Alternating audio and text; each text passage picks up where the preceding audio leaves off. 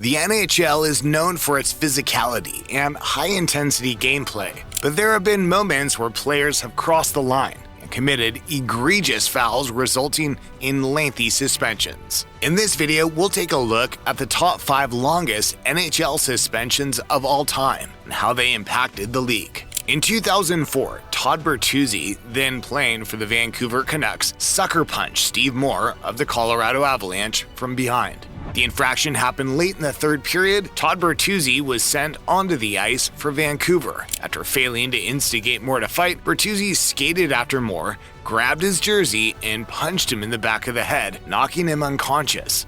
Bertuzzi landed on top of him, driving Moore face first into the ice, resulting in Moore suffering 3 fractured neck vertebrae, facial cuts, and a concussion. The NHL suspended Bertuzzi for the remainder of the season, which ended up being 13 regular season games and 7 playoff games. Bertuzzi's suspension was seen as appropriate, given the severity of the infraction. Sucker punching an opponent from behind is not only dangerous, but completely gutless. If anything, so fans thought Bertuzzi deserved more of a punishment. Beyond his suspension, legal action was taken against Bertuzzi in the provincial courts of British Columbia and Ontario, as well as in Colorado State Court.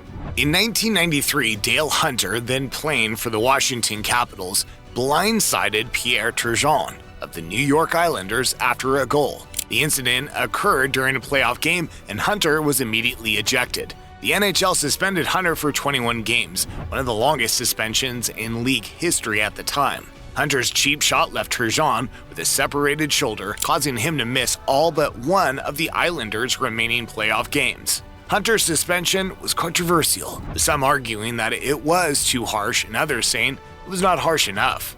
Hunter was a well-known enforcer, and his hit on Turgeon was seen as part of his job. However, the NHL and newly appointed NHL Commissioner Gary Bettman wanted to make a statement to show this type of post-play aggression would not be tolerated. In 2004, Gordie Dwyer, then playing for the Tampa Bay Lightning, left the penalty box to fight with members of the New York Rangers in a bench-clearing brawl. Dwyer's misdeeds included verbally and physically abusing officials. The incident occurred during a preseason game, and Dwyer was immediately ejected. The NHL suspended Dwyer for 23 games, marking Dwyer's biggest career moment, unfortunately.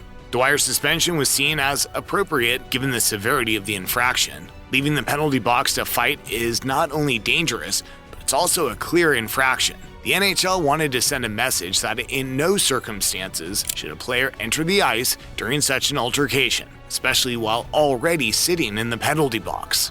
This, along with Bertuzzi's incident, are 2 of the most notorious moments in NHL history. In 2000, Marty McSorley, then playing for the Boston Bruins, came from behind and hit Donald Brashear of the Vancouver Canucks in the head with his stick. McSorley was immediately ejected. The NHL suspended McSorley for 23 games, and not only did this land him in hot water with the NHL, but McSorley was also found guilty of assault and given 18 months probation. McSorley's suspension was controversial, some arguing that it was too harsh, and others saying it was not harsh enough. McSorley was a well-known enforcer, and dishing out punishment was seen as part of his duties. However, the NHL wanted to make it clear the stick should never be used as a weapon under any circumstance.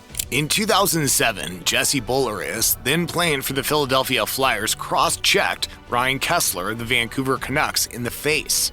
The incident was deemed deliberate. Boulerius was immediately ejected. The NHL suspended Boulerius for 25 games, a lengthy suspension, but not even the longest given out that year. Boulerius' suspension was seen as appropriate given the severity of the infraction. Cross-checking is a dangerous play, and doing it to an opponent's face and head is especially egregious. The NHL wanted to send a message that both headshots and weaponizing the stick would not be tolerated.